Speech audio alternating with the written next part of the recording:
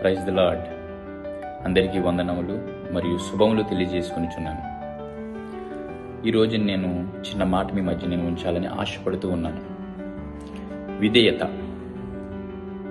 ఈ రోజుల్లో మనం చూసుకున్నట్లయితే ఎవరి పట్ల మనం విధేయత చూపిస్తున్నాం?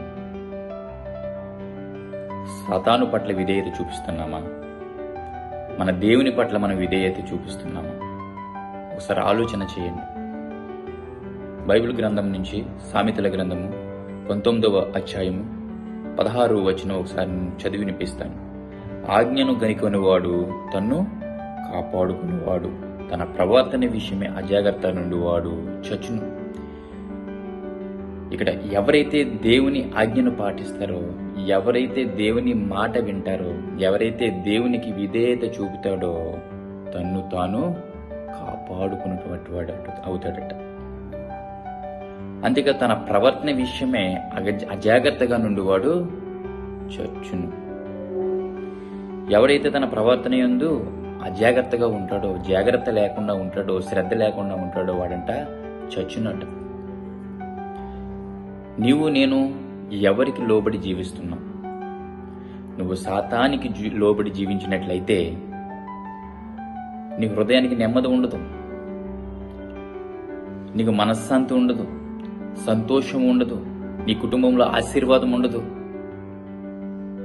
ఎప్పుడైతే యేసయ్యను మన ప్రభువును నీ హృదయంలోనికి ఆహ్వానిస్తావో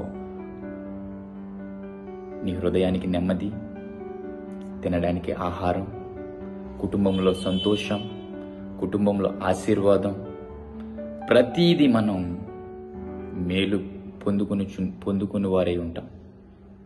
ఎప్పుడు దేవుని పట్ల, మన యేసయ్య పట్ల, మన ప్రభువు పట్ల విధేయత ఎప్పుడైతే చూపిస్తామో అప్పుడు మనకి ఎటువంటి లోటు ఉండదు. సాతానికి లోబడ్డామా? సాతానంట చాలా ఈజీగా చిక్కులు పెడుతుందంట. నీకు నాకు చిక్కులు పెడేస్తూ ఉంటుందంట. ఇరుగు వారికి పొరుగు వారికి చిక్కులు పెడేస్తూ ఉంటుందంట.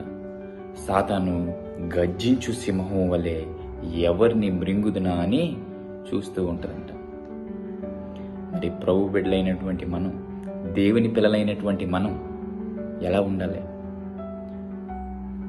ఏ విధంగా ఉండాలి?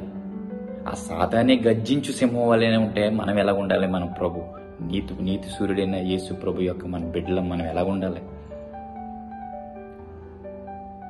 నువ్వు సాతానికి లోబడి జీవించుకో, సాతాన్ని కాలు కింద తొక్కే. యేసయ్యను నీ హృదయంలోనికి ఆహ్వానించు. ఇక్కడ నీ విధేయత నీ అభివృద్ధికి కారణమవుతుంది. నీ విధేయతట నీ అభివృద్ధికి కారణమవుతుందంట.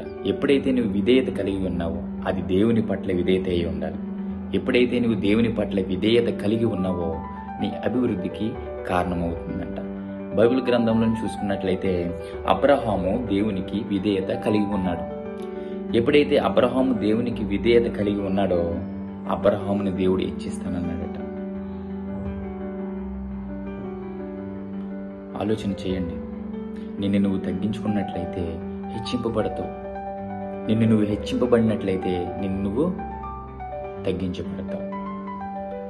మనం హెచ్చింపబడాలంటే దేవుని పట్ల మనం దేవుని ప్రేమను కలిగి ఉండాలి, దేవుని మనసును కలిగి ఉండాలి.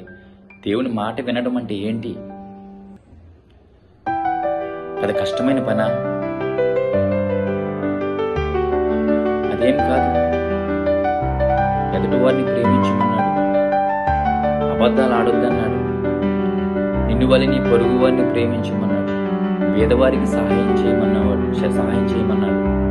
విచారించొద్దన్నాడు. అలా ఎన్నో మాటలు ఆజ్ఞల్లో మనం చూసుకున్నట్లయితే ప్రతిదీ మంచిగా చెప్పాడు.